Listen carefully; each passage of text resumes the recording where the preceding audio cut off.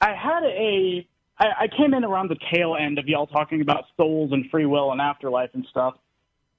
And it kind of reminded me of a moral question I had rolling around. And I wanted to know what y'all think from the perspective of ex-theists and people who deal with theists.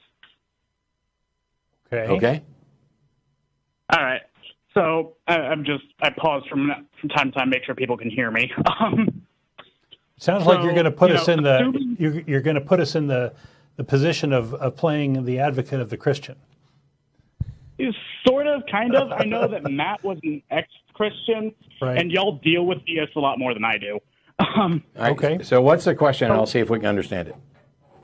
So, assuming the kind of typical free will, the person is in charge of their actions, there's not really any sort of materialistic determinism, and that when you die, your soul either goes to heaven to be happy forever or goes to hell to be in pain forever.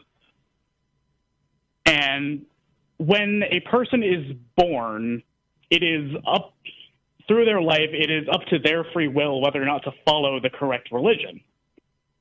Therefore, there is a very significant chance they will end up in hell forever. The alternative would be not having this person, and they would not be able to be harmed by their non-existence. And I'm wondering where... Is it moral to bring a life into the world knowing that the consequences are more likely negative? Yeah. I'm reminded of Andrea Yates, who in Houston, I don't know, maybe 10, 15 years ago, killed her 5 kids, drowned them, because she was terrified that they were going to reach the age of reason and potentially go to hell. And she thought she was doing them a giant favor by killing them. And I think her theology was spot on, although she's completely crazy and right, needed to be committed. But yeah.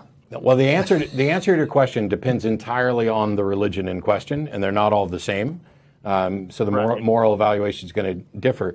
But a lot of religions, including Christianity and Judaism, solved this problem ages ago. God told you to be fruitful and multiply, therefore it would be immoral to not bring kids into the world. That's their loophole for this, and that's the same reason that the Catholic Church, for example, declared that suicide is a mortal sin to prevent people from committing suicide while they're in a state of grace to get to heaven. You have to plug these loopholes, and you do it with doctrine. Now, from a secular perspective, you could ask the same question, though. Let's assume that we live in the universe and there's no God. Is it moral to have kids? And that question is entirely dependent on the facts of the world. It may be different for different people at different times in different places because, do we have enough resources to continue? Is the population growth too extreme or less? Is the world that we're living in, on the verge of collapse and there's absolutely no hope? Or does having kids propagate the species and hopefully gain us new information such that we might continue to understand the right. So there's no easy answer even under the secular notion. Right, and I know that. I ask myself that question almost constantly.